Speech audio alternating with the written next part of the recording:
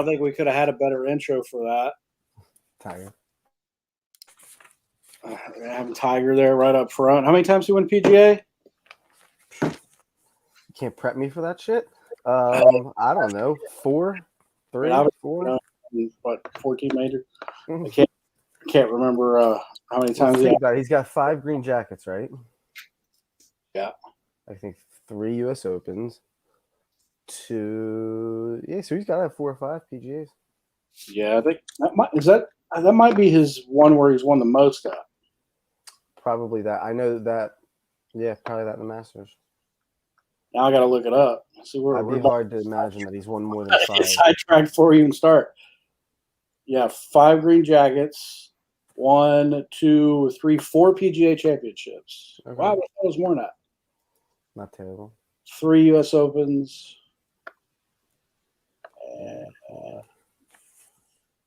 1, 2, 3 British Opens. They still even call it that? The Open Championship, whatever you want to call it now. That'd be sweet to go to. St. Andrews. Good fitting intros. Anyway, hey, everybody, welcome to the film room. This is Wes, a.k.a. Live Locks You. This is my boy T.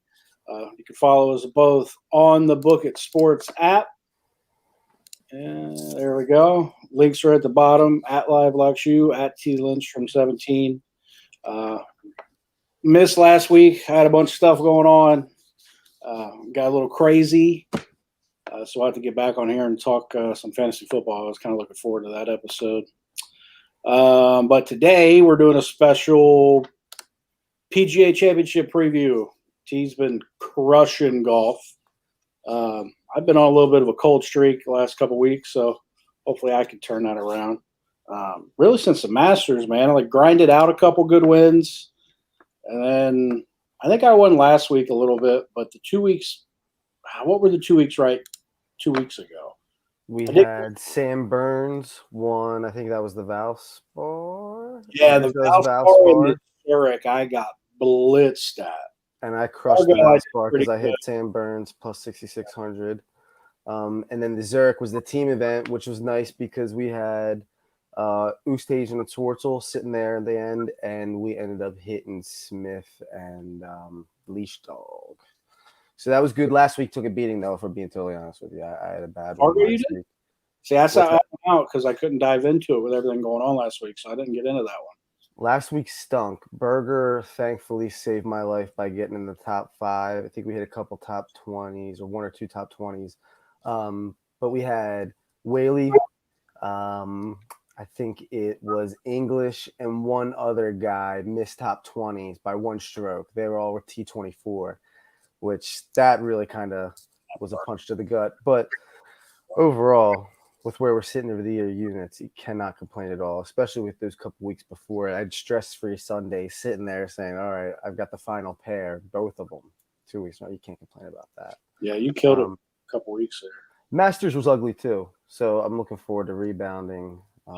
Masters was fine for me just because of Finau on that very last hole when he had that chip in. I was down here on my computer. I just moved all my shit down here. My computer for work and all that stuff and all this. And I was watching him on one of my 4 screens.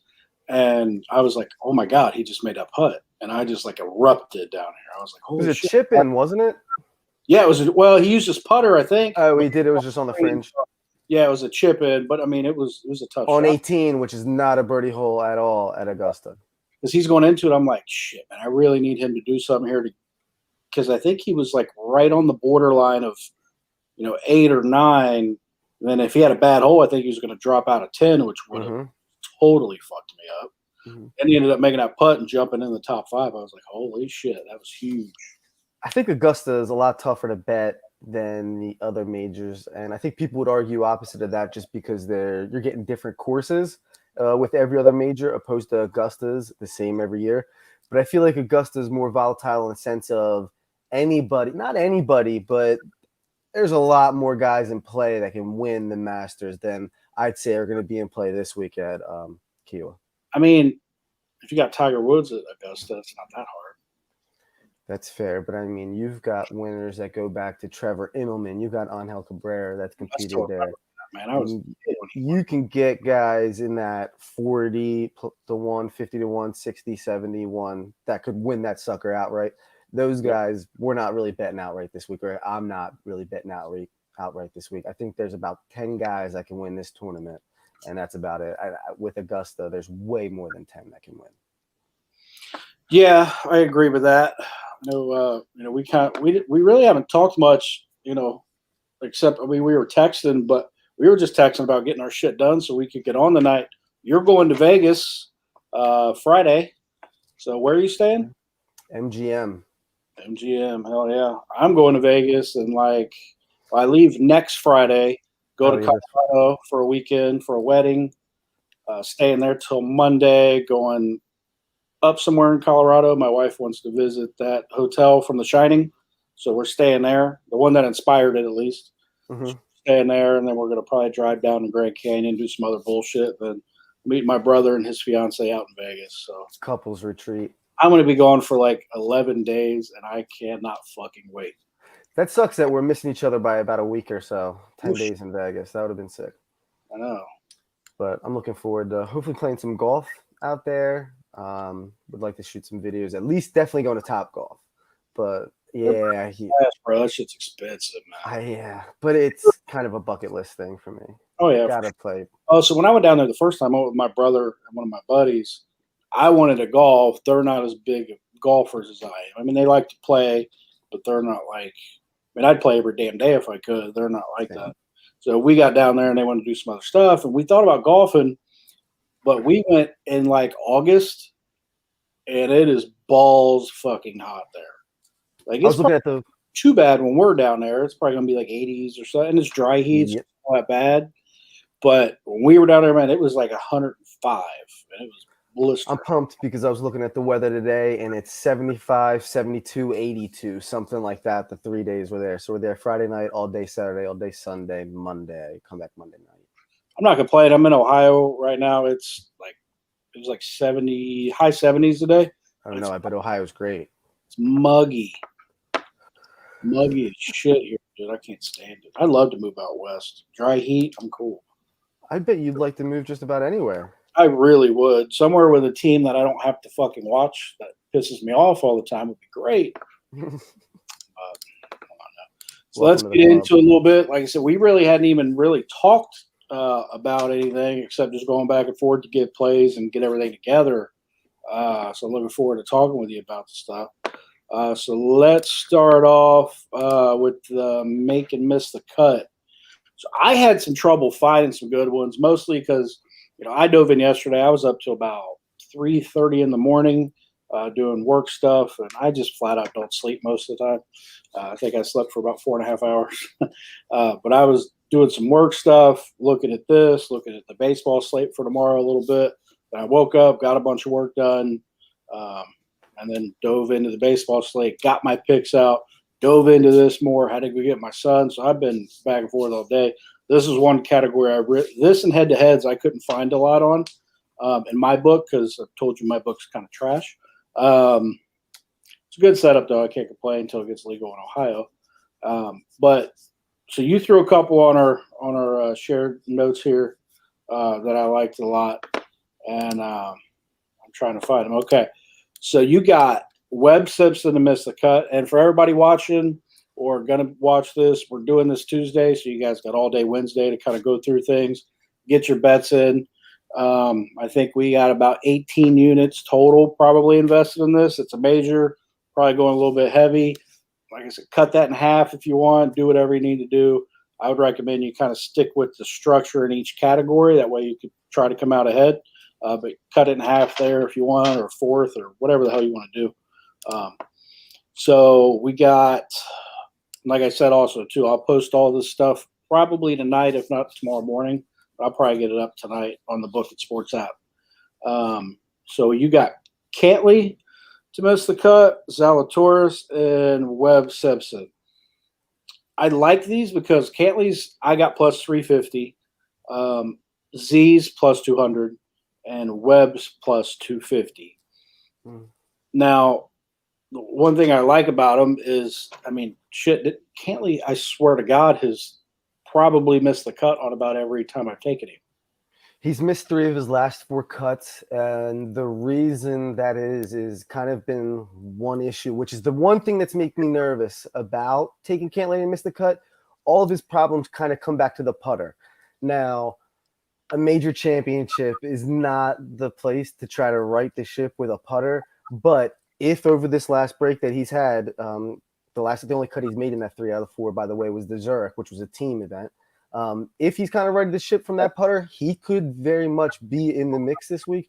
But again, I'm not going to count on somebody to correct their putter at a major championship. I love the value. That's where I was looking for all of these makes and miscuts. You got it at plus 300. That's crazy because I got it at plus 225. No, I got plus 350. 350, even better. I think that's I'd go a full unit on that one. Oh, Zalatoris for me. This is the one where I kind of teased a little bit that everybody's on the Zalatoris hype train, and that's very, very fair. Young guy. You saw what he did at Augusta. He makes cuts. He's a great ball striker. However, like I said, more guys are going to compete at Augusta, and I think that was kind of it was certainly a coming out party, but I think it was more of an exception and not the rule. I think Zalatoris is absolutely going to be in the mix in tournaments moving forward. He's going to win major championships in his career. I do not think it's going to happen at Kiowa Island. The reason I say that is this is a links course. It's going to be the longest course in the history of major championship. It's going to be windy. I do not think it's going to favor a younger guy, Zalatoris. I think the value's there for him to miss the cut, even at just 200. I'm going to just hop off the hype train that everybody else is on.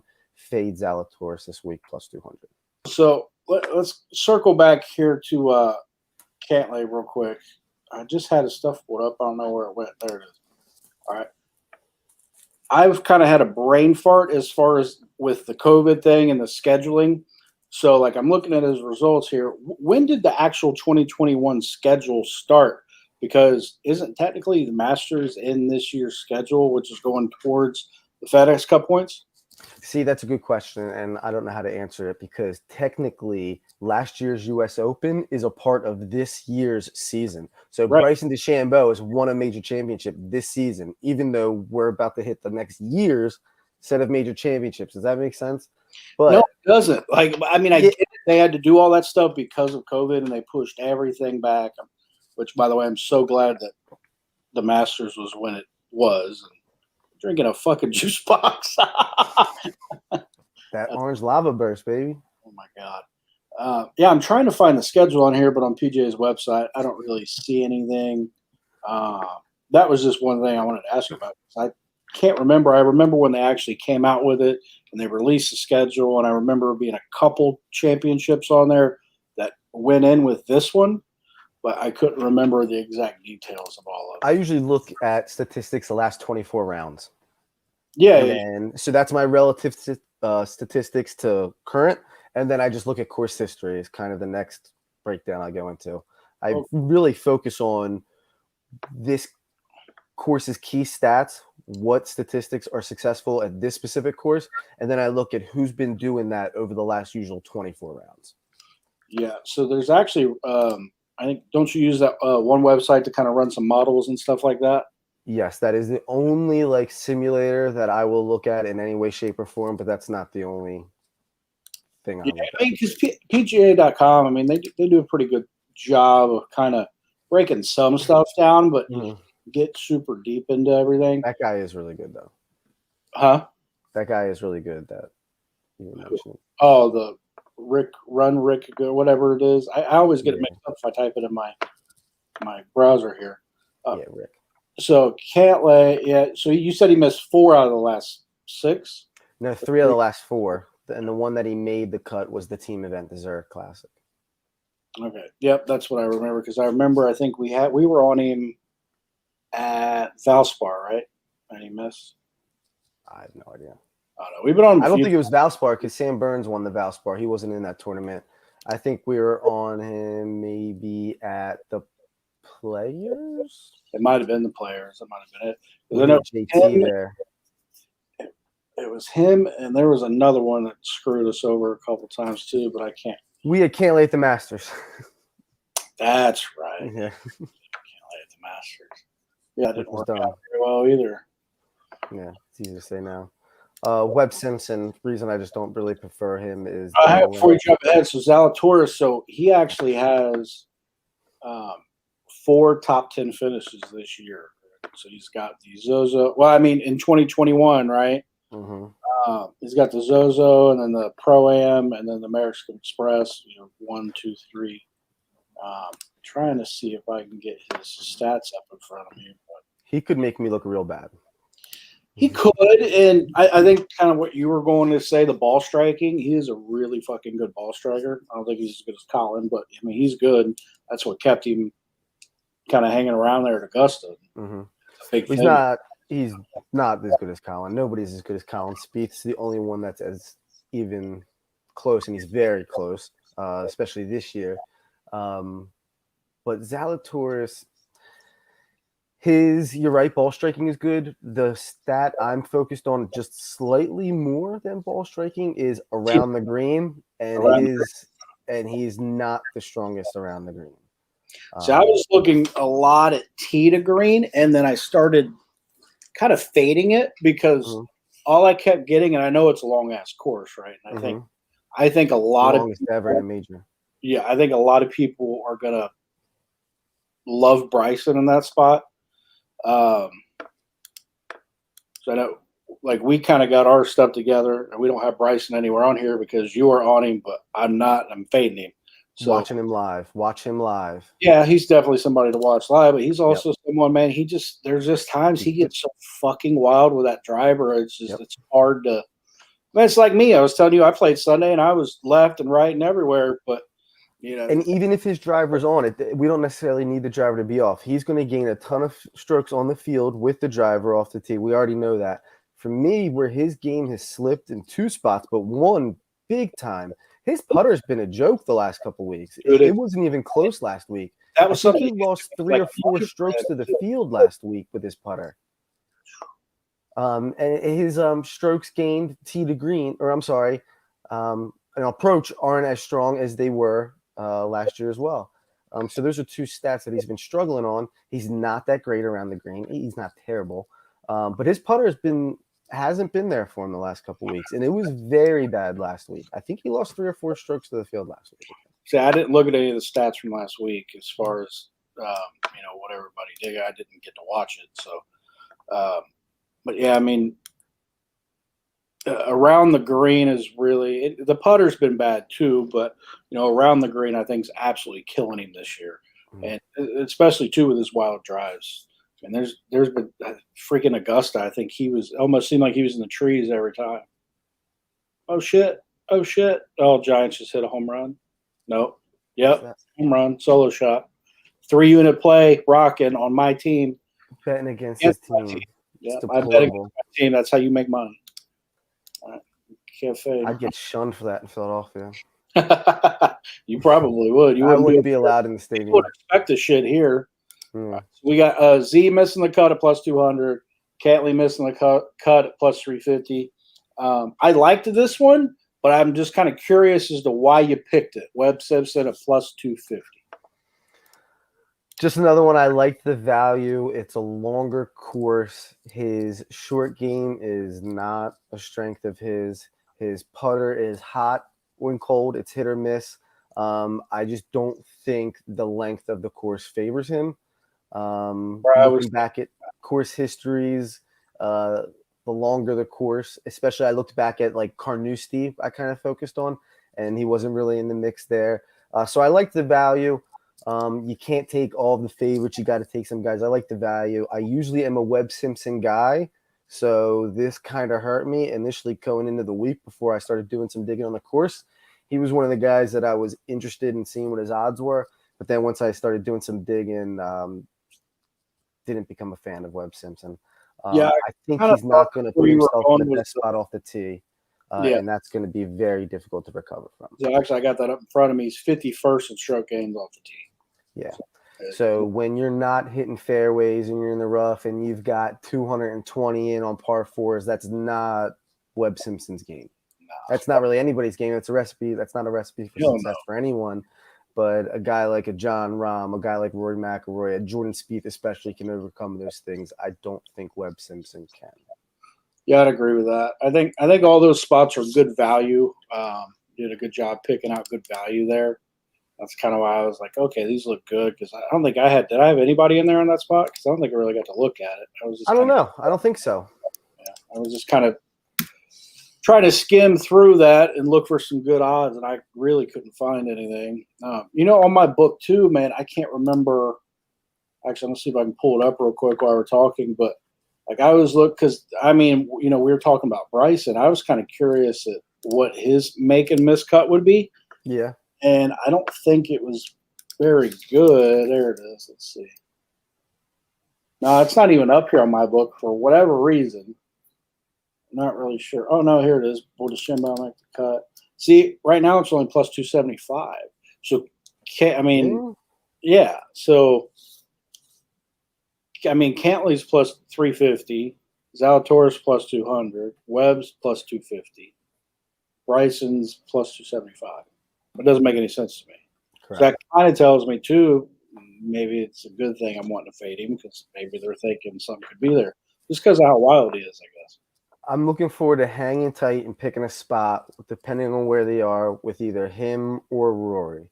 Now, if they come out to big leads, I'm obviously going to become a hater of theirs and wait for their value to get better. But if I can get a spot, because usually, I'll be honest, major champions – they kind of sit and wait and pick their spots. They go 1 under, 2 under the first day, even par. It's not the guys that's going out shooting 6 under the first day and then continuously doing that. Those are usually guys a lot more volatile, and that guy's also then going to follow up that 6 sometimes with a 3 over, a 4 over, so things like that.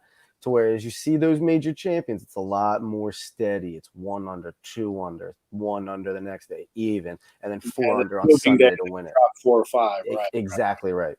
That's, I think, people, because I remember when the Masters was going on, and everybody on Book It.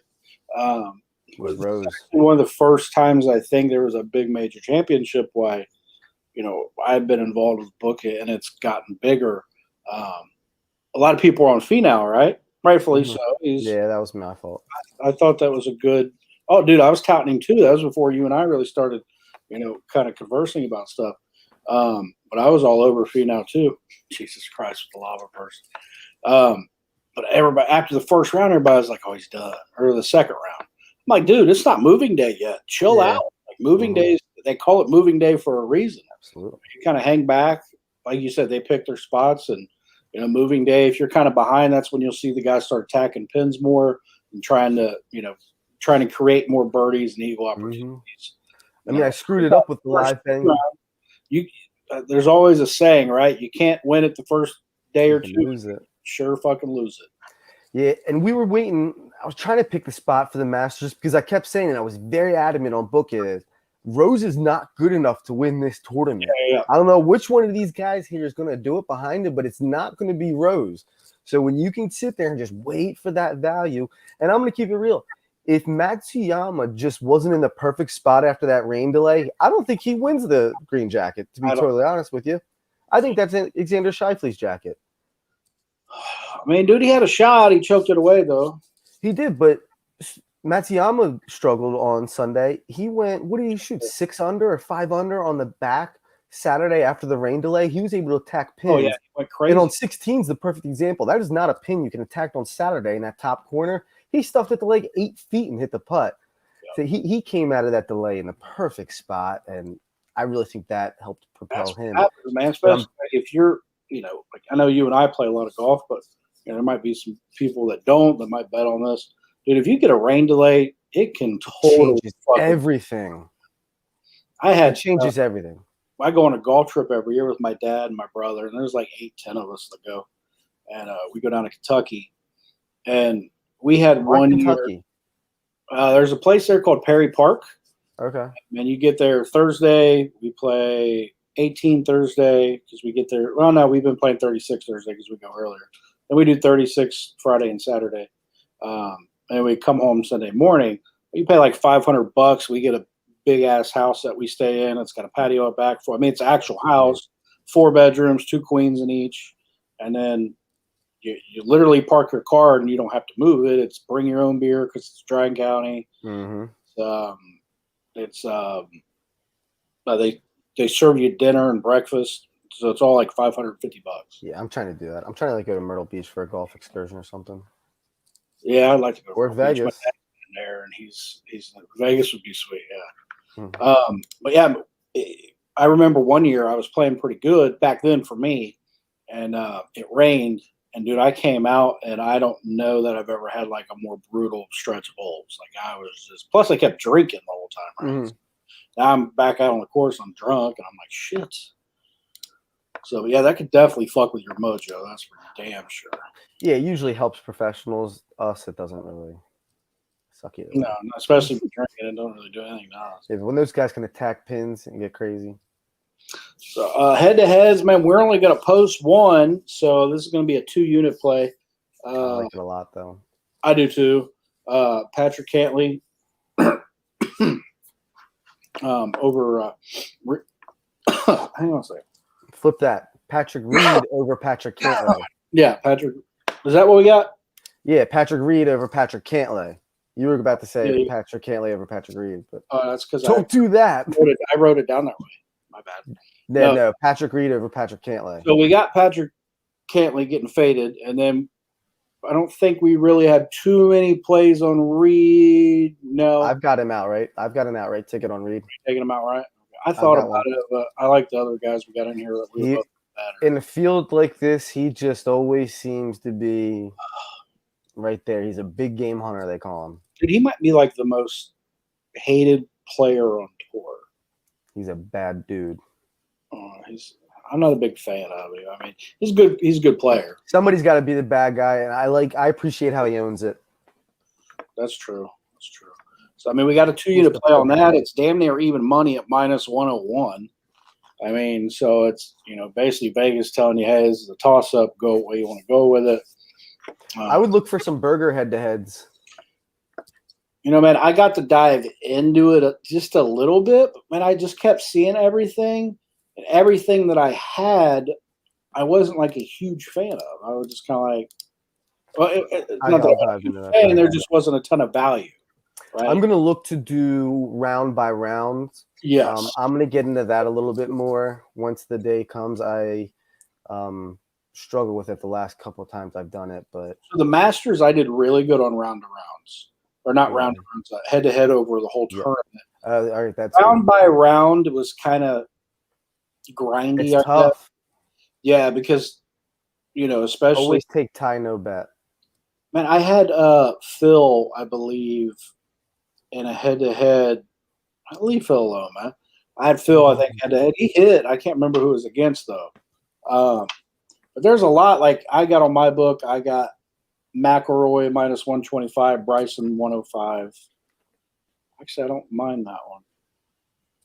But I mean, a lot of these guys, like the bigger names, are all just real close, and it's like, well, there's no value here to really choose from. And with golf, I mean, a lot of people that this might be their first time betting on golf or something. This is kind of we got 18 units invested, yes, but at the same time, man, like these top 20s that we're going to get to here in a little bit, you hit 2 or 3 of them, you've already killed that category, right? Especially with the value that we got there. So, a lot of investment, but usually, if you hit a few of them in each category, just a couple, the way we got the structured, you're going to come out ahead. So, but you're going to want to look for value. And I think we got good value there with Reed and Cantley, but I didn't see a ton of value on a lot of other things. Actually, this one's interesting. I didn't see this one earlier. Colin over Xander, 145. That's not bad value. I like them both in the top 10, so that one scares me. Yeah, I like them both too, but I mean, I would think that line would be a little closer. This is a course that even though it's on the East Coast and Scheifele is from the West Coast, he grew up playing Torrey Pines. This course is similar to Torrey Pines, so I would not be surprised at all if Xander has a ton of success this week and even wins the tournament outright. I can see that. Hopefully, the second rebounds. Torrey Pines is the second longest compared to.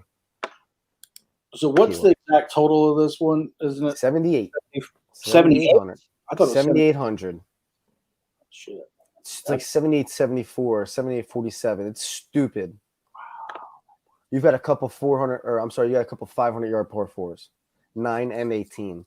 That's Which, cool. by the way, I know there's a word for this, and you may know what it is. But did you notice on the scorecard that the front 9 mirrors the back 9 in the sense of that 1 is a par 4, so is 10. 2 is a par 5, so is 11. 3, I think, is a par 4. I know what you're talking about, but I It's like can't a remember. palindrome, or I don't know. I don't want to sound like an idiot. I think that's it. Is it? I Yeah, I don't don't think it's know. how you pronounce it, but I think that's it. Yeah, it's something like that. But it's pretty cool. The course mirrors itself hole to hole on the front and back 9, which I think is pretty cool. Yeah. Par 72, 7,800. See, I thought it was 76. No, 78. no. So We're I think setting records, boys and girls. Huh? We're setting records. It's the longest in major history. Yeah. So I think we were talking just right before we came on. Neither one of us think. I don't think a double digit wins this. No. I mean, especially with a distance that long. I would bet that if you can find that, especially because Rory won it at minus 13 in 2012. It's not going to, so that may set the line. If the line could be 11, it's probably going to give you the number total to par. So then you're going to have to go add and look at it and figure out what that actually is to par for the whole Here's tournament. event specials. Let me pull that up. Again, my book, I'm using kind of an offshore deal. Let me see it. But But you might have some on. You use DraftKings, don't you? And Barstool. I'll try it. Shut up, Penn. Dude, there's a playoff minus 300. Minus what? 300 for there to be a playoff. Playoff, yeah. I would take no then. Right? No playoffs minus 600. I think my book's just trash, to be honest with you. Oh no! You said they were both minus 300. It's to be decided by a playoff is 400 plus 400 on mine. Yeah, a playoff on mine is minus 300. No playoff is minus 600. I don't have any plus odds there. I don't have a line for the tournament, like what the total strokes is, but I would say it's going to be under 10. If I could set it, if anybody watching wants to bet this, a little side bet, minus 10 is what I would. Let's go minus 11, 10 and a half. We'll call it. I'm an odds maker. I like that. 10 and a half. If anybody wants to take that, I'll take the under. You can have the over. Hit me up. We can Venmo, Cash App, whatever you want to do. I will take a side bet on that. The total score, the winner is going to be below 10 under. It's going to be 6, 7, 8 under. It's going to win. Now, I need the win to do its part for that to be the case, but I think because Rory was at minus 13 in 2012, it's going to – because they're calling right now, I think they're saying – I think I saw Thursday and Friday it's going to be like low double digits, but I think Saturday for now it's single digits, and it's supposed to be pretty calm and nice. So you could see a pretty nice moving day. But I think Sunday it's supposed to pick back up to high double digits, so you're going to have a rough Sunday. Yeah, Rory was at minus 13. The second place was at minus 5 in 2012. So I remember that. That was he I think shot a final round 66 to win by 8. He was incredible that Sunday. That was when he still had that fro too. He was a young boy. I remember the fro. So that's the only head we got. If we throw any more in there, we'll let everybody know, and they'll be posted on the Book It Sports app. We'll definitely probably hit some round by round head to heads. So you're going to be live betting this in Vegas, ain't you? Definitely. Oh yeah, dude. I like it. I wish I was there this weekend. That'd be fun. Definitely. All right, so let's move on to the top 20. So for me, what I've kind of noticed when I'm successful, it's because of top 20s. I think that's kind of, just because you got 20 spots to work with, right? Top 5s and top 10s are hard. We got those plays. They're lower unit plays. Top 20s, one unit each, and we're going to have 8 of them. So I think these are ones we were both on, or that I had and you liked, or you liked and I had that we kind of worked with. So where you want to start here? The one I probably like the most. Well, we'll start with my list. Do we have Do you have Leash Dog on ours? I've got my Top list in front of me. 20. Yeah, so Yeah, we've got Leash Daddy. we'll start there. Now, I only got him as plus 125. What do you Stay away from it if you're only getting odds of plus 125. I got him at plus 225, which is a number I like a lot more since it's about, 100% higher. So stay away from him at that 125. Look for him closer to my number, which is the 225. on He is Heritage? playing. Nah, it's 225 on Heritage. So Yeah, he's playing good golf. He's hot. He can hit the ball a mile. He is familiar with this. Is obviously South Carolina, so it's America, but this is a link style course on the ocean. Do not be surprised if you see Europeans have a ton of success this week. Cam Smith being one of them, but Leash Dog right there. I like him top 20. A lot of people like him a little bit higher than that. The value is there for him. He's been playing good. He's got he had the win with Cam Smith in the Zurich Classic.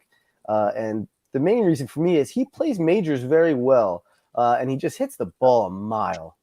So that's kind of when you sent that one over, because I think I had him maybe top 10 or something. Mm-hmm. I think maybe you faded that one, and so we ended up going top 20. But that's kind of one reason I liked it too. And we got a comment here, is just because he does seem to, like, every time I watch a major, he's right fucking there.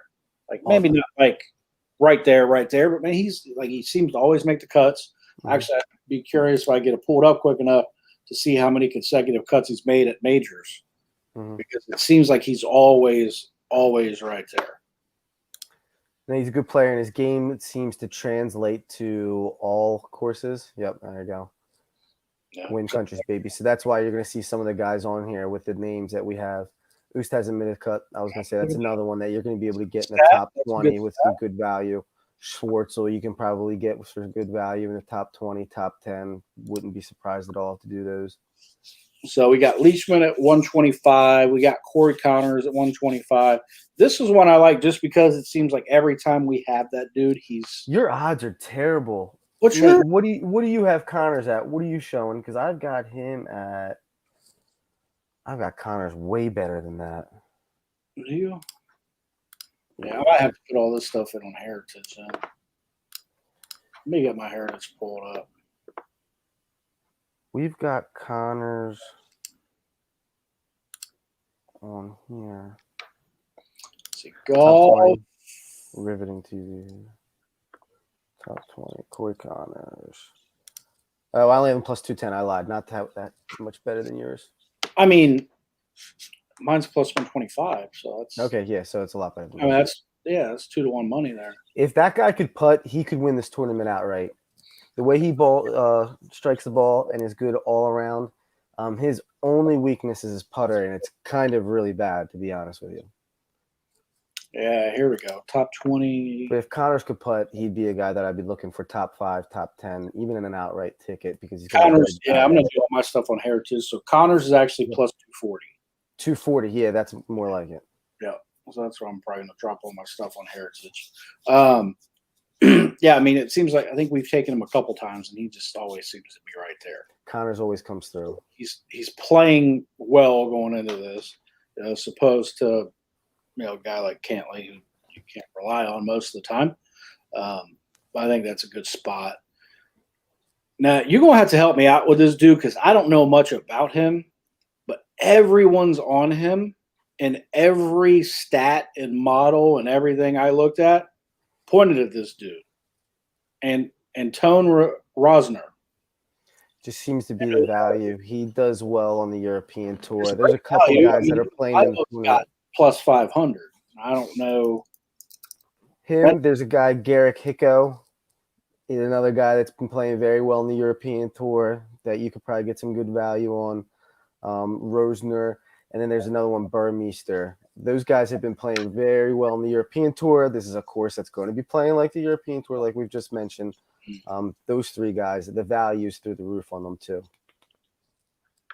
Yeah, plus 500. That's kind of why I looked at it. I'm like, shit, because we're always looking for guys you can throw in here and get the good odds for. Like we said, these top 20s, you hit. So we got 8 of them. So we got 8 units invested. I mean, if Rosner hits or Kevin Kisner, who we got in here at plus 500 too.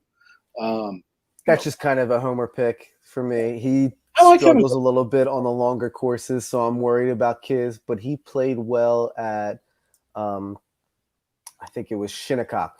I'm pretty sure he played well at. So that's a longer course, so I'm like, all right, let's give him a shot. But that Kiz is just my guy, so that's why I had to do it. May have been Aaron Hills that he played well at. It was either Shinnecock or Aaron Hills. I mean, he's been around for a while. Oh my God, Boston's getting tramped. Terrible. Boston? Yeah, they're down 4-0. Boston who? Red Sox. Oh, that's a shame. I like Kisner though, man. He's been around for a while, but I think kind of your point. Yeah, he's probably going to struggle with the length. I think a lot of people are going to struggle with the length too. I don't think it's going to be even guys like Bryson who can bomb it away, he's going to struggle in other spots there. So I think the course is going to be real tough for everybody. So I think that kind of limits you to where, yeah, you might think this guy's going to struggle, but he's still got a shot to kind of get there. Yeah, no, I wouldn't be surprised if he shot 8 over and missed the cut, or if he was in the mix on Sunday. Kiz is incredibly volatile. Castellanos just hit a home run for the Reds. That's awesome. I literally told my buddy that earlier that he was going to do that, and I didn't. There's a drive to deep left field by Castellanos. Dude, every time be a one I get game. Fucking weak. What a human. Henley. God, I like Henley. I don't have anything on him, though. You don't have anything? I thought I saw him in there. No, not Henley. I should. I'd like to see what do you have him, Nate? Yeah, Nate, let us know what you got on him. I like Henley. That could be a nice sleeper.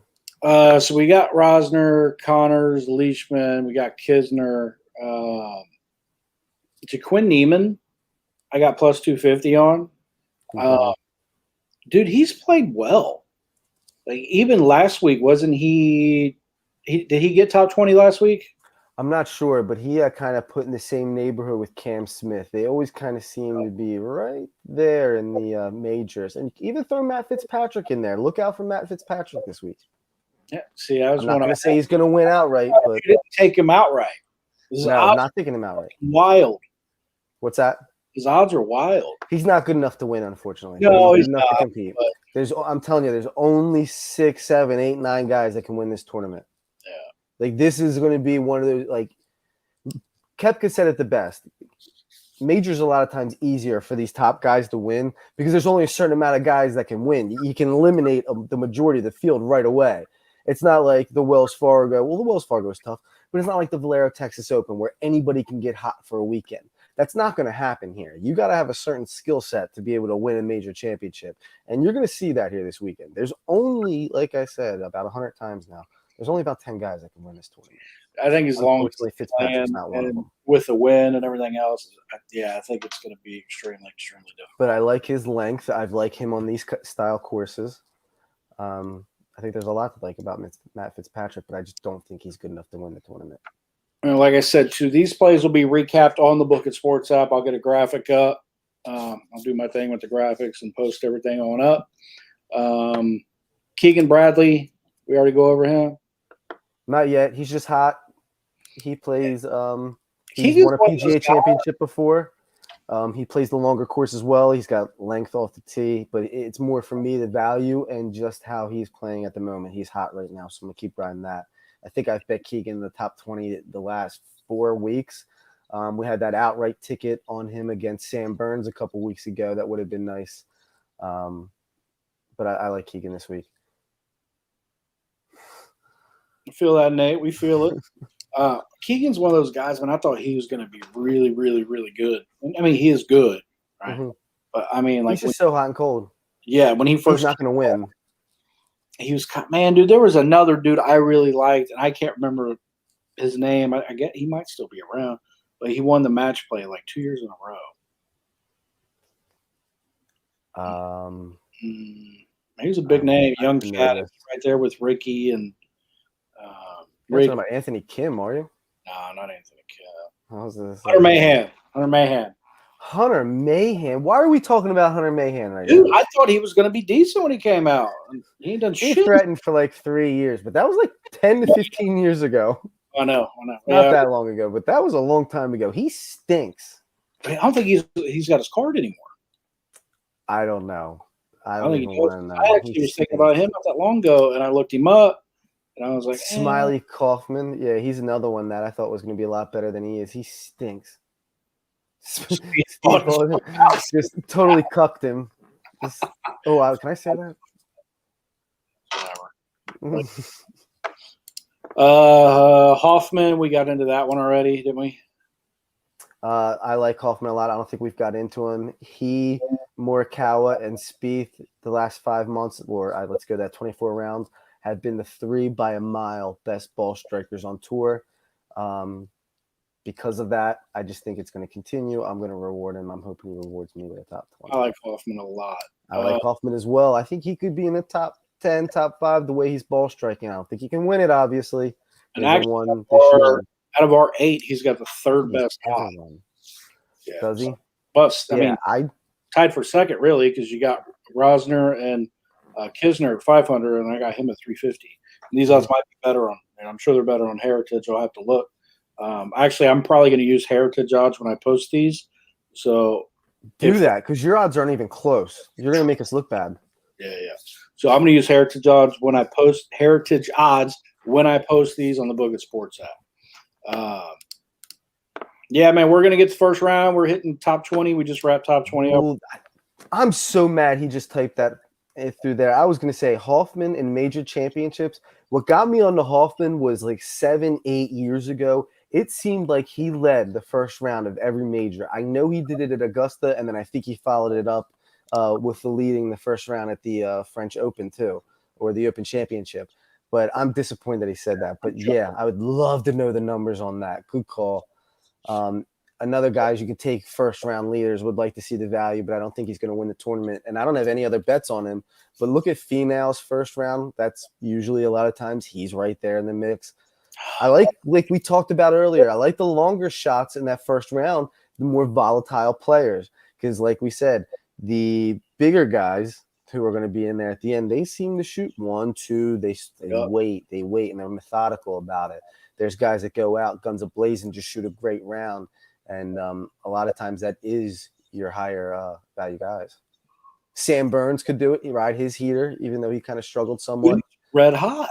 Sam Burns is playing excellent. You can ride Sam Burns. Billy Horschel just popped in my head. I don't have any action on him, but he could lead this thing after the first round. Oosthuizen's a good name. Schwartzel's a good name. Let's hop into top 10s. Hovland. I think we have literally Victor Hovland in pretty much everything, top 10, top 5, and to win. We'll just hit him now. To win odds, like I said, these are probably going to change because I'm going to use a different book to place my bets. And I give you guys, exactly what I place. So we collabed on these and came up with the plays. So when we get them in, I'll get the graphic up tonight after I place my bets and put all those up. But right now, it's probably low, but plus 1,800. So you probably got like plus 5,000 with yours. To win? Yeah. I got 1,800. What'd you get? I've got Hovland at, I didn't write my odds down on the ones that we had together. I've got him at 2,000 flat, so 20-1 flat. Okay. Very nice. Hovland's as consistent as they get. He has been playing excellent the last couple tournaments. If not for one brutal hole, it seems like he has that every now and then. He'll have a triple bogey out of nowhere, really frustrating. He did that, I believe, at the WGC workday that totally took him out of the tournament. And then from the rest of the tournament, he was the hottest player in the field. Ended up losing to, I believe, Morikawa by 2 strokes. And that's the kind of picture in my head that I'm thinking of when he has that little blow-up hole. But for me, Hovland has just been so consistent. He's eventually going to win a major championship. I'm going to have the ticket when he does that. He has 2 wins in his career. They've both been on ocean courses with seashore paspalum greens. There you go. We're getting a little bit technical. But what that is basically the Bermuda greens, but they're able to handle the sea salt. and the sea or the salt in the air better. So that's why they have those on the ocean courses. Both of his wins were on those greens. So this is a course that you'd say is picture perfect for Victor Hovland. So I'm kind of putting my reputation on him this week. I would bet him every which way you can. Take him top 20, take him top 10, take him top 5. Have an outright ticket. I don't give a shit. He got him top 20, but I don't think his odds were really good. I don't care. He's probably even money. And that's the good one thing about even those top 20s that I like. I think John Rahm's like minus 150, minus 140 for top 20. That's stupid. It's even money. You think it's not crazy with golf, but when you've got a guy his caliber. John Rahm is minus 150. Hovland's minus 110. 110, yeah. Minus 110 top 20. Hovland plus 110. Daniel Berger plus 138. I love this. That might be one we have to add in there. That might be like a 2-unit hit.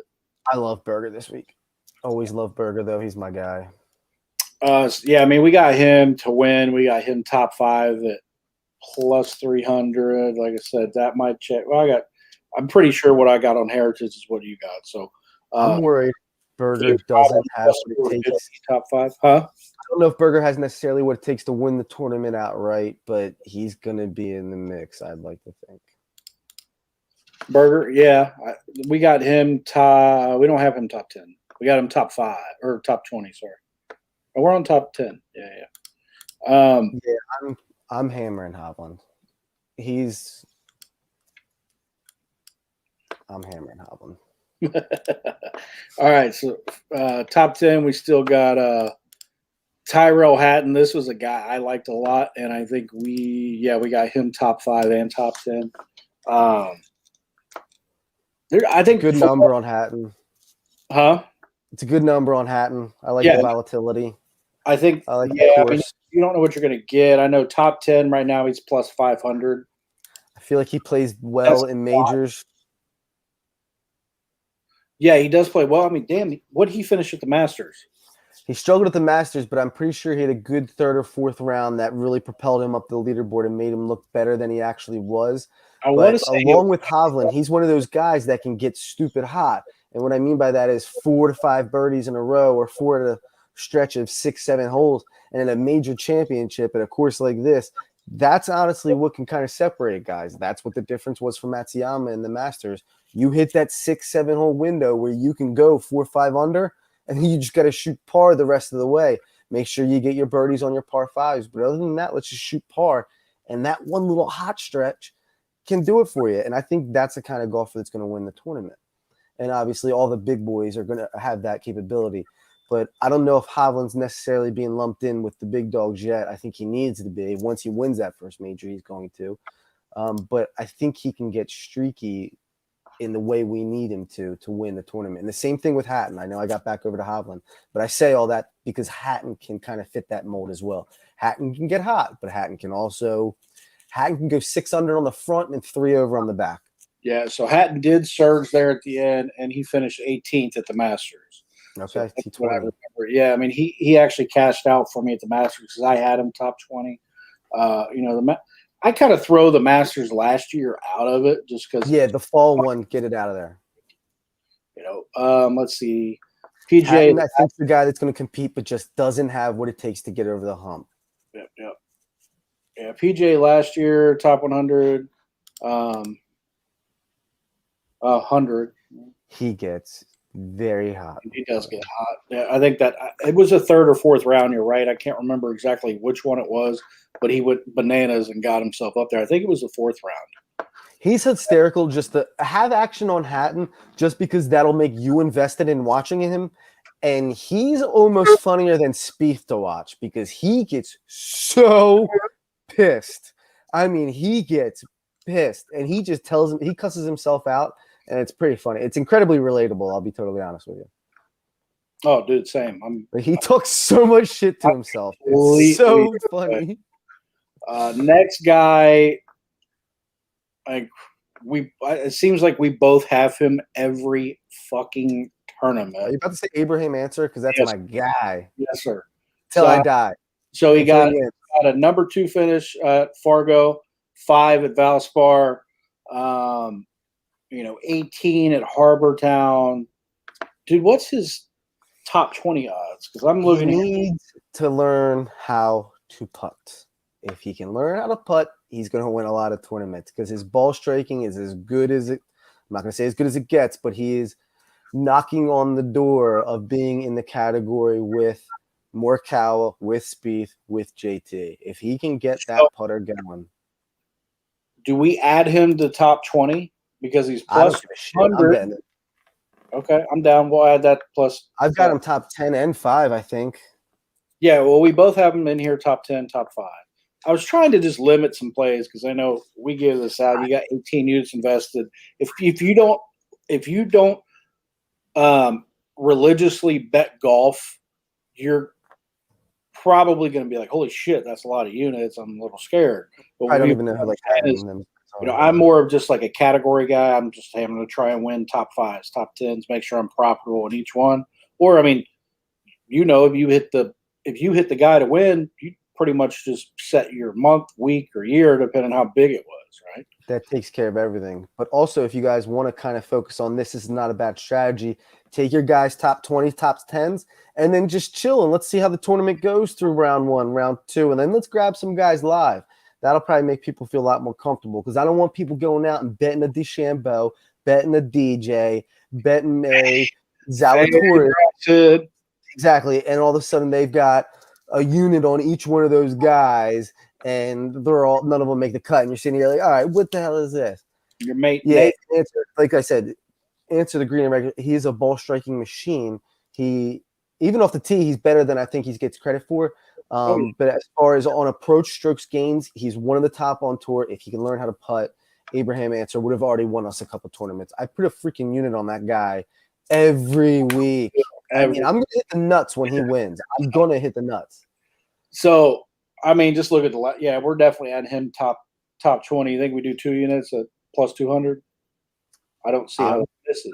Let's split the difference to a unit and a half. Unit and a half, all right? Because this is his last 1, 2, 3, 4, 5, 6, 7. His last 8 contests: 2nd, 5th, 18, 26, 23, 18, 22, 18. The guy's a player. I mean, it almost just feels completely automatic. So we're going to lock him in there. Yeah, we'll get him in there. I'm typing it up. You'll see it. All right, cool. Yeah, so That's one of my favorite players. We got him pretty much freaking everywhere. Burger, Answer. We get everybody. We already talked about Fitzpatrick, didn't we? A little bit. I like him. The course. I like his game in major championships. Don't think he's good enough to win it, but yeah, we can move on from Matt Fitzpatrick. I like his length off the tee. We already talked about Cameron Smith. Cam Smith, he's just a player. He's a big game player. He plays well in majors. He seems to always be in the thick of it, especially lately. His last couple outings, I believe, are 3 top 10s with a win, and that's in his last 4 outings. I'm pretty sure. Yeah, I got it right here in front of me. That's one thing I love about this website is you can literally pull everything up on it. He's got 2 top 10s, 2 I think T9s and a W. It's got a 9 and a 10 and then a 28 and then a 17, 11, 4, miscut, 62, 24, 2, 4. Yeah, I mean, he's been gaming and get out there. He got a couple sprinkled in there just from a few bad tournaments, but that shit happens. Yeah, I mean, overall consistently, man, he's right there. So I definitely like that a lot. So we can go ahead and move on. We already got on Connors, didn't we? Yeah, we got on him top 20.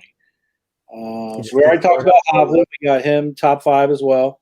We got Hatton top 5 plus 700, which I think is ridiculous. Hoffman's plus 1,600 for top 5. Top 5s are only doing a quarter unit each. Kind of keep it down.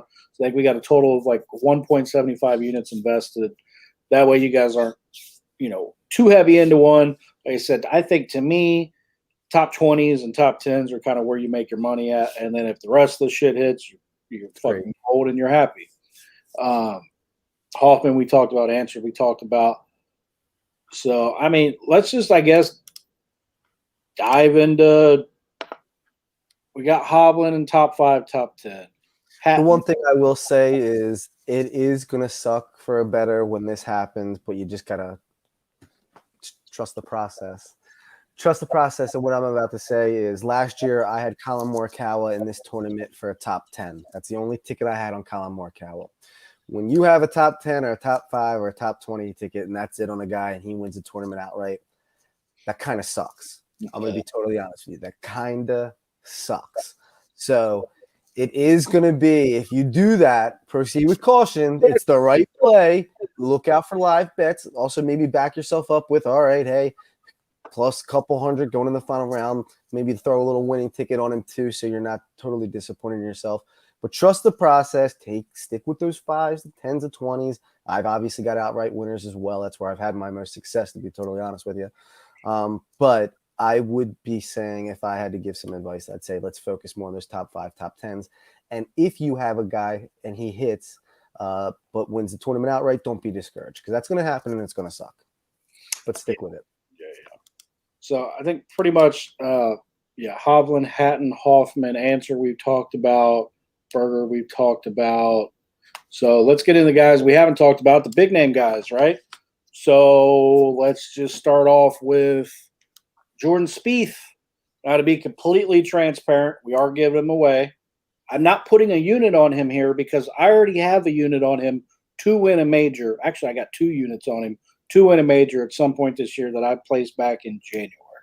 Right? So this shit hits, and I think it's 1,400, which is, I think, is what he is now anyway.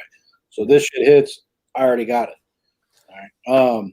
If I had to give you one gun to the head pick, it's Jordan Spieth. He's been the best player on tour. One gun to the head? That's your dude? If I had to give you one guy, it's Jordan Spieth.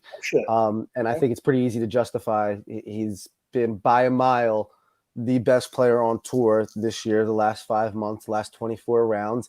He is 1.22 on average strokes gained to the field on approach. Colin Morikawa is 1.23. So he's right there. 1/100th of a stroke per round is the difference between Jordan Spieth and Colin Morikawa.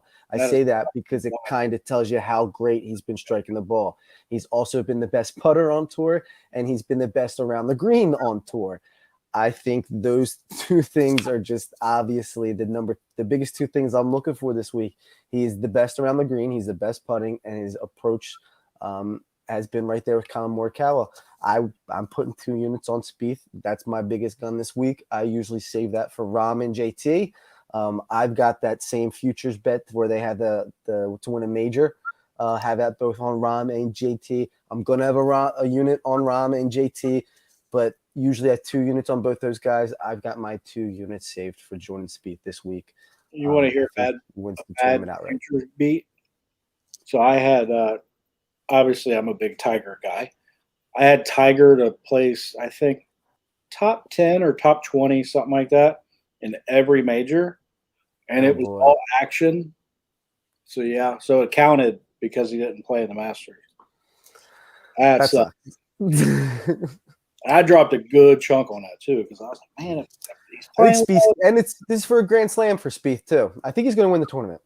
I really do. He's up there. There's a couple guys I like too. I mean, yeah, it's hard to really bet against him. He's finally came back and he looks like his old self. And this is a dude,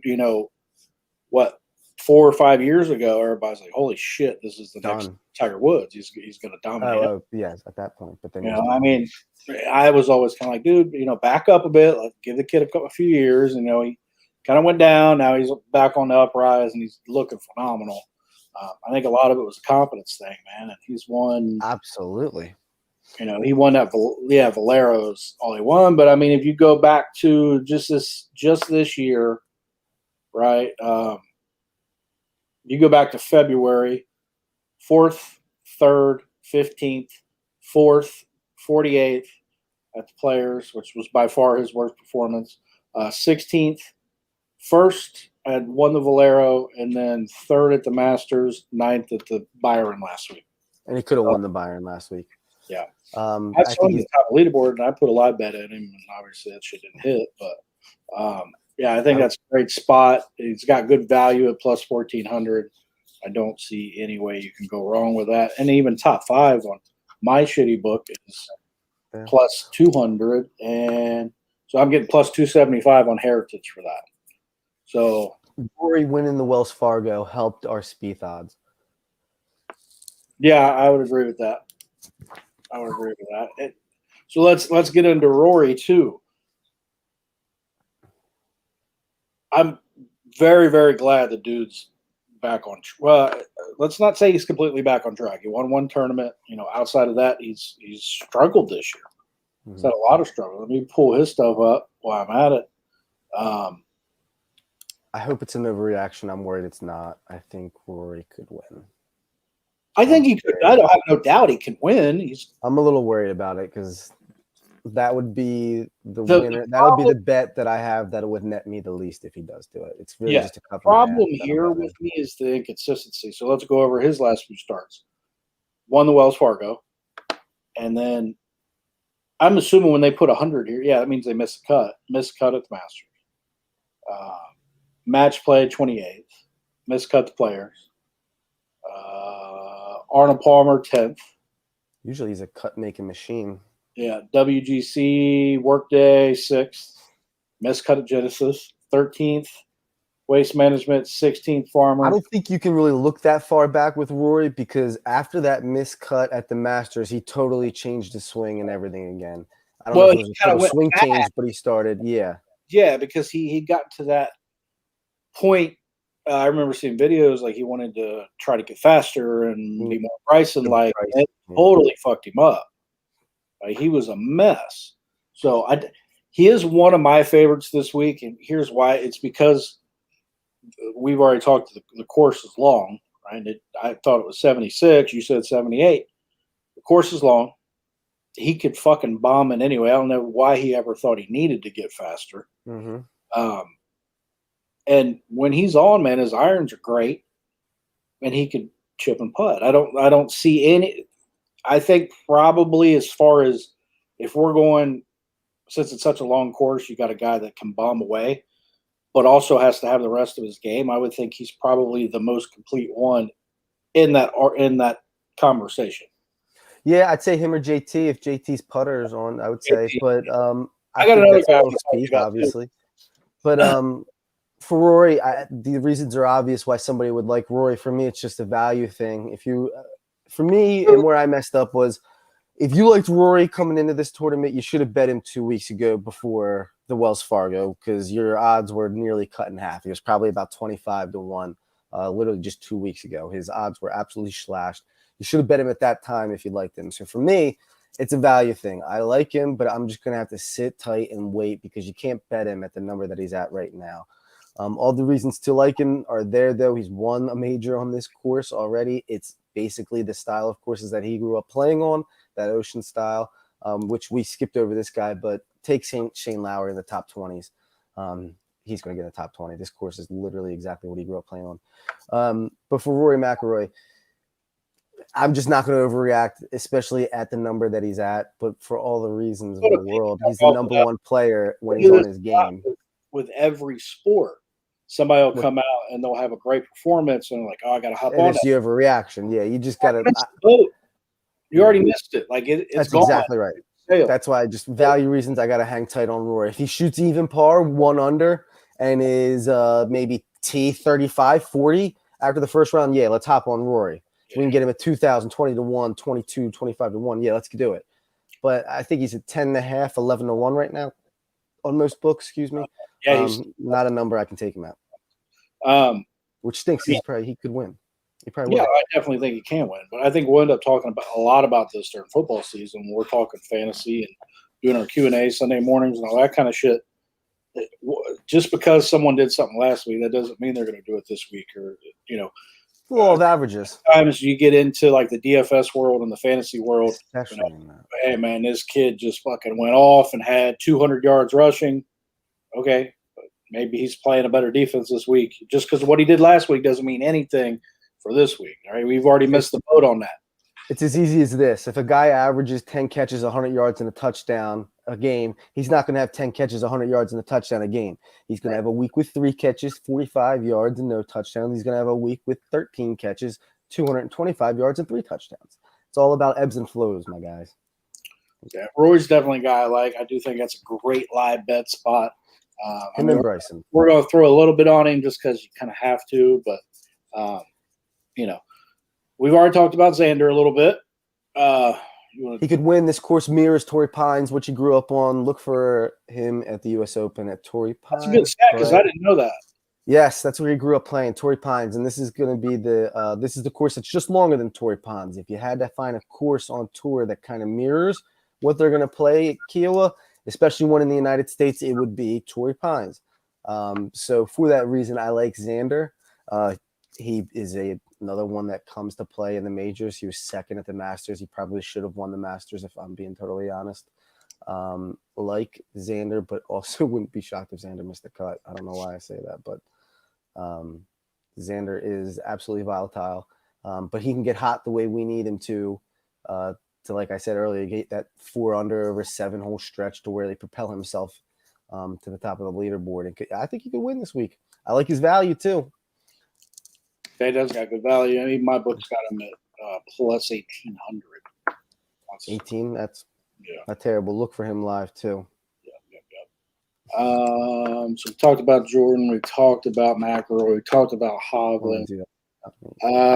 We got 2 guys left. John Rahm, you could take that one. That's your boy. Till I die, until he wins. Another European guy. I'm kind of really excited about this. People are talking about Rahm. I very much like that. He's got that dad strength now too. He's going to win a major. It's his turn. If there's somebody that's ready to take the next step that hasn't won a major, it's got to be John Rahm. I can't think of anybody else who hasn't won one who is in that upper echelon of player. It's his turn. It's a course that I think he can be successful on. I love the guy. If he can keep his head screwed on for all 4 rounds, that would be ideal. But John Rahm is going to win a major, and I keep saying this, and I'm going to have the ticket when he does it. I'm going to have a unit on John Rahm this week. I'm also going to look to live bet John Rahm this week, depending on where his number is. But I really like a lot about John Rahm, and I don't really have any stats to back it up. I don't want to look up his stats. I'm betting that guy until he wins. Yeah, so I mean, he's just put too that good disclaimer out there. You can't fade him. He doesn't get super wild or anything like that. I mean,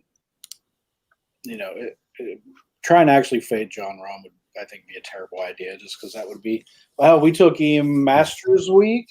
It's because of the Torrey Pines. Yeah. I have a feeling, Nate. And real quick, I'm going to spin back around. Nate just hit me up, told me to stop looking at his picks on Book It. So what I did is I hopped on over to Book It because I wanted to check out and see what he was posting. And he loves Berger, which we were already talking about. He likes Oost a lot. But one guy we didn't talk about that I have as a top 20 that I don't think you liked because you didn't add it there, Brian Harman. He plays these style of courses very well. He was in the mix, I believe, at Erin Hills. He plays well in majors. I like his number in the top 22. And I see that Nate, I didn't like it. We already had freaking like 8 or 9 bazillion of them. Take Brian Harman, though. DFS, very much like Brian Harman as well. Who else does he got? Xander. Who's your mate Nate on Book It? That's the guy who's mouthing off to us. No, what's his username on Book It? Oh, your _mate_mate. Okay. I don't know if I follow. He's a good dude. Follow. I'll hop on there. Yeah, he's good. He's too smart though. That's his problem. So when you're dumb like me, it's not fun talking to people that are twice as smart as you. That's why you like talking to me. Got you. All right, Colin. That's why I fit in good in Philly. Collins plus 2,500 is the only dude we really haven't talked a lot about. Dude, I love that kid, man. There's just something about him. I mean, You're such a crush. You look at Colin Morikawa the way I look at Abraham Anto, Daniel Berger, John Rahm, JT. Yeah. I've got a love fest with a bunch of guys. But, I mean, I don't blame you. I like him. He's a defending champion. Unbelievable. I mean, that's the thing, and that's why I don't want to go heavy in on him. Actually, I think this is the only spot that we're going to have him in this particular package. I don't have him. I just want to go out and disclaimer. I don't like him this week. You don't have him at all? I don't like him. I mean, I don't hate him. I'm kind of all over the place here, but I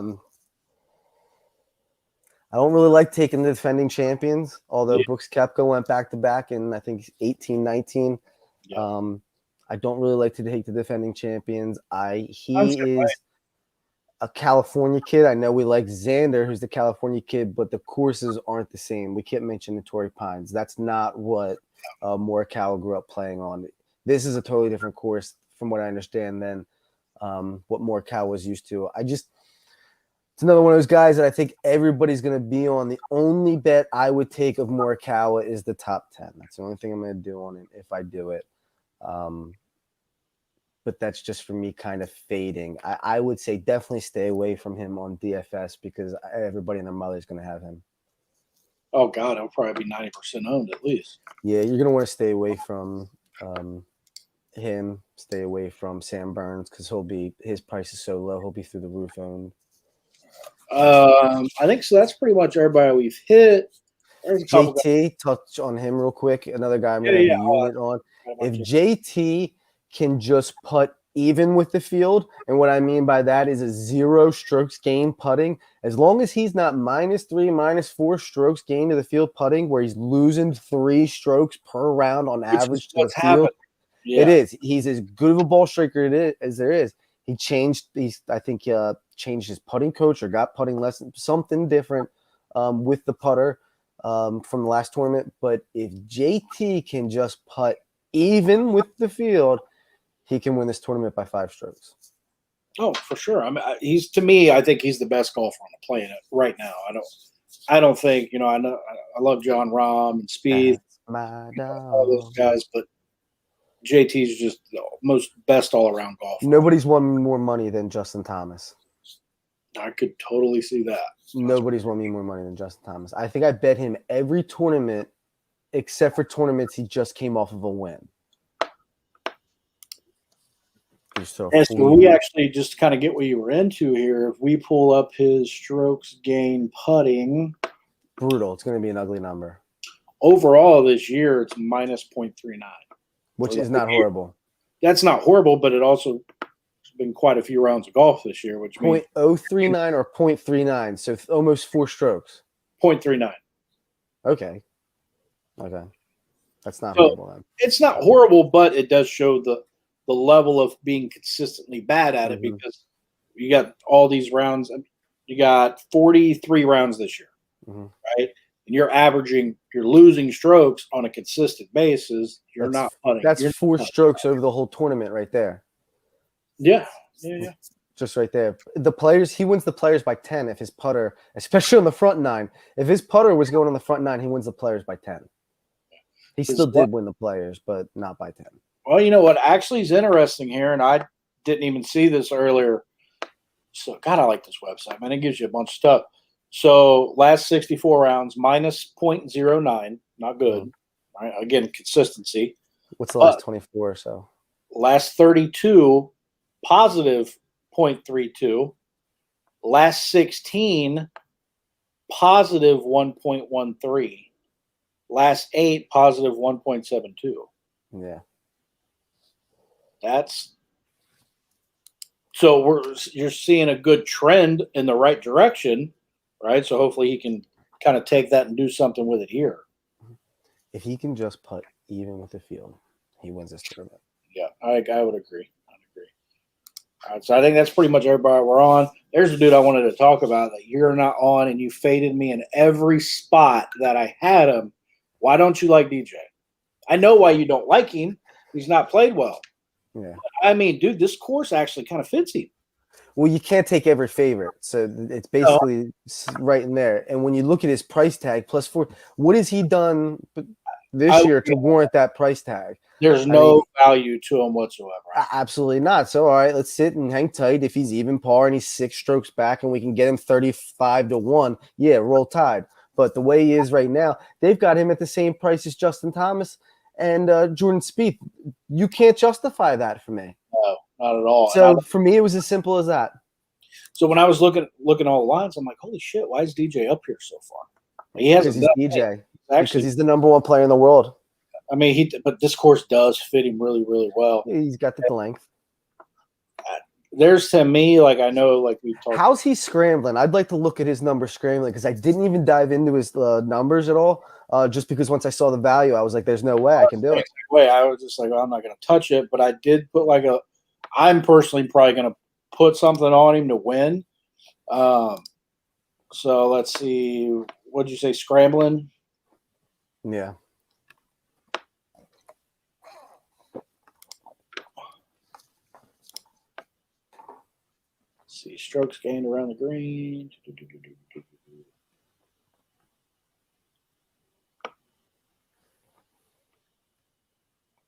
I mean, around the green, you're at 0.19 for the year. Okay. So it's That's positive. It's nothing. Yeah. Well, so total is 1.18. I mean, he's just. That doesn't help my case. No. It doesn't. I mean, 48th at Valspar, 13th at Heritage, miscut at Masters. I mean, he hasn't done anything great. I mean, he won the PGA Championship. What, in August of 2020?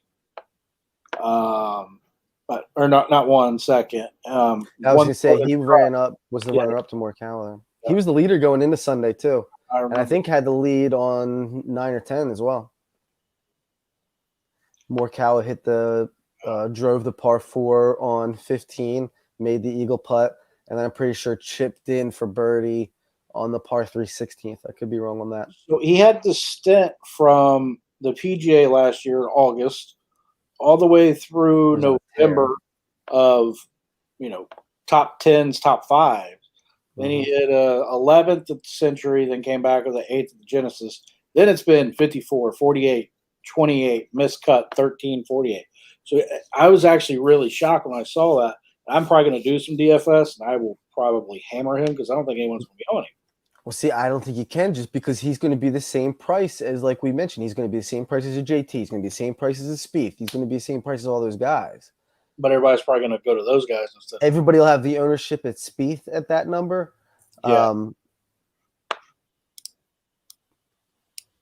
What about Cameron Champ? What do you think about my boy Champ? I think he stinks. I knew you were going to say that. I just had to. I think he hits bombs off the tee, but other than that, I'm not. He struggled to make the cut last. Dude, what's that? It's just effortless power, bro. Like he struggled. He got crazy hot on the back 9 Friday last week to make the cut. He did not play that well. I think people are a little clouded on Cameron Champ because he had a good run at the Masters in November. He has the skill, but he's not ready to take that step. No, that Nate's right on that. If you're going to do it, go round by round on Champ. It's not something you do for the entire tournament. He's just way too volatile.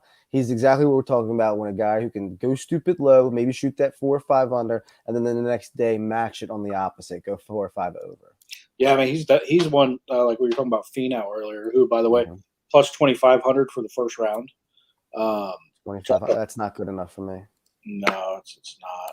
I actually, and that's on Heritage, first round leader. Or sorry, plus 4,000. My bad. That's more better. I said that on purpose, by the way. That's more better. More better. Champ. Oh my God, you got to keep scrolling for him. Plus 10,000 first round. Yeah, no, don't give me a Champ number. Give me the Leash Daddy number. For first round? Yeah. Leash Dog, Hoffman. Plus 6,000. What's that? 6,000 for Leishman. Okay. Yeah. Schwartz was plus 7. I think that's one we're not really on. I think could make some noise. Yeah. The consistency, he's been awesome this year. I don't know the numbers behind this, but I just heard that Champ stinks scrambling. So definitely staying away from him. Worst short game on tour. There you go. I agree with that, and that's why I know we were talking about the team event there in Zurich a while ago, and that's why you wanted to fade them, but they were killing it those first 3 rounds, and then they finally made me look all right. But it was just because it was nothing against them. It's just they're the same player. In that event, you look for contrasting styles, which is another conversation. But they're the same exact player. So that's why you couldn't bet Finau and Champ in that Zurich match play. All right, anybody else we want to match hit play on or talk about? I think we hit everything, man. No, that's good. I can't stress enough. Stay put. Live bet. Value is what we're going to be looking for on the live bet. Even if you have a guy outright ticket, even if you have a guy top 10, we're really going to be paying attention because it's a major, like I said, and there's only a certain amount of guys that can win this thing. If we get put in a spot where we have Hoffman, Leishman, Rose, and a bunch of slapdicks there in first place and the top of the leaderboard after the first day, we're going to be in a great spot to say, hey, DeChambeau, hey, Bryson, any of those guys. For me, to answer Nate there with the Matsuyama, I do not take guys that just won a tournament. I do not take guys off of winning just major. For me, it's a total fade just purely off of him winning the Masters. It's as simple as that. That's kind of where I'm at with him as well. I don't, with him just winning the Masters, I can't do it here. Yeah. Other than that, which is probably stupid because when you're playing well, you're playing well. Yeah. But he's not going to win this tournament. So for me, I'm not going to bet him. I know I'm very confident saying he's not going to win this tournament. Yeah, I agree with that. I don't know, man. And a couple reasons are when you win it. The reason I say things like that, especially with majors, and especially in his scenario, he won the Masters, went over to Japan where he's now a hero, had to quarantine for 2 weeks, then got his hero's king's welcome. I can't imagine he was playing much or practicing much golf during that period. I don't know. All right, so gun to your head, who's the winner? Spieth. I'm gonna go out and say DJ. That's I don't know why. I just got a feeling about him. I will be so fucking pissed off if Dustin Johnson wins this tournament. Dude, I'm gonna be. That will hurt so bad if he wins this tournament.